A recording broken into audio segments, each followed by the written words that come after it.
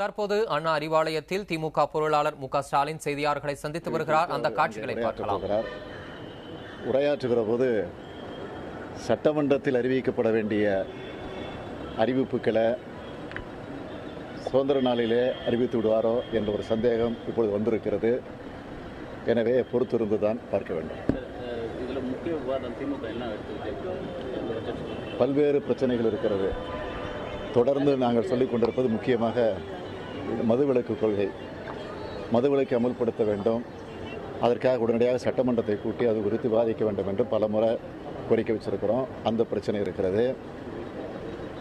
அது மட்டுமல்லாமல் மாணவர்கள் இந்த போராட்டத்தில் ஈடுபட்ட நேரத்தில் அவர்கள் தாக்கப்பட்டு அவர்கள் மீது பொய் வழக்குகள் எல்லாம் போடப்பட்டு ஜாமீனில் கூட வெளிவர முடியாத அளவுக்கு சிறையில் அடைக்கப்பட்டிருக்கிறார்கள். அந்த பிரச்சனை, மேகதாது பிரச்சனை,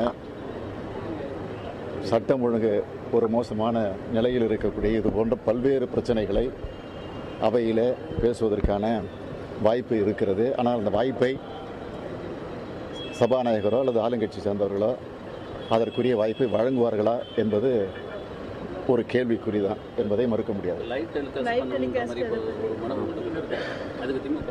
ஏற்கனவே இந்த பிரச்சனை வழக்கு நீதிமன்றத்தில் இருக்கிறது. வழக்கு நீதிமன்றத்தில் இருந்தாலும் அரசு தரப்பின் சார்பில் அதற்குரிய நிதி இல்லை என்று ஒரு அஃபிடவிட் தாக்கல் செய்யப்பட்டிருக்கிறது.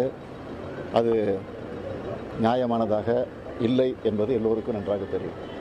நீங்கள் ஆட்சிக்கு வந்ததுக்கப்புறம் அதை நேரடியாக ஒளிபரப்புறதுக்கு நடவடிக்கை திமுக ஆட்சி வந்ததுக்கப்புறம் திமுக ஆட்சிக்கு வந்தால்